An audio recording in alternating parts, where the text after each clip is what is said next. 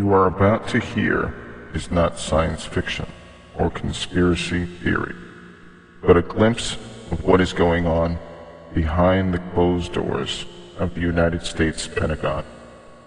In a small auditorium labeled BC 232, a man is presenting a discussion on how the military-industrial complex can spread a virus and use a vaccine to extinguish what the Pentagon calls undesirable human behavior. Specifically in this case, religious behavior. This is dark science, my friends. With all the mandatory vaccine programs in the United States, do not be deceived for a moment that something like this will not, or possibly hasn't already, been used on the American public. Let's take a look, shall we? Excuse me, on the left over here, we have individuals who are religious fundamentalists, religious fanatics, and this is the expression, RT-PCR, real-time PCR expression of the VMAT2 gene. Over here, we have individuals. So let me complete. So over here, we have individuals who are not particularly fundamentalists, not particularly religious, and you can see there's a much reduced expression of this particular gene, the VMAT2 gene. Another evidence that supports our hypothesis for the development of this approach.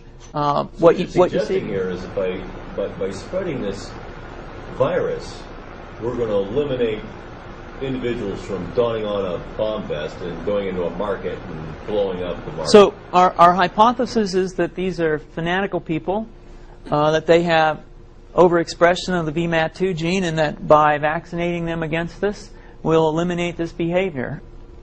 So we have some very, very remarkable data in this next slide.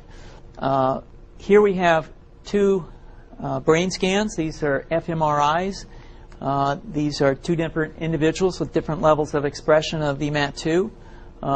On top is an individual who's a religious fanatic, an individual, and we've repeated this numerous times, that has high levels of VMAT2.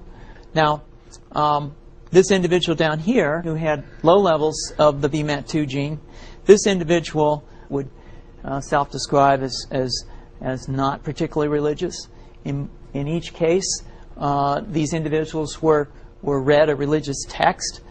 This individual lit up the right middle frontal gyrus, shown here, and that's a part of the brain that's associated with theory of mind. It's a part of the brain that has to do with intents and beliefs and desires. In marked contrast, here's an individual who would not particularly self-describe as religious, and when they're read a religious text, what you see is that this part of the brain called the anterior insula lights up. This is a part of the brain that's associated with disgust or displeasure on hearing something.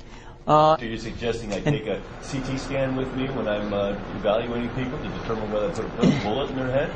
So the data that I'm presenting here supports the concept that we're proposing, and I think that we would not propose to do CT scans or fMRIs on individuals out in the hinterlands of Afghanistan.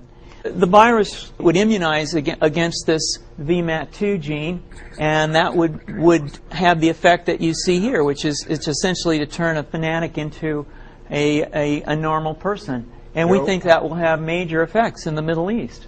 How would you suggest that this is going to be dispersed? Aerosol?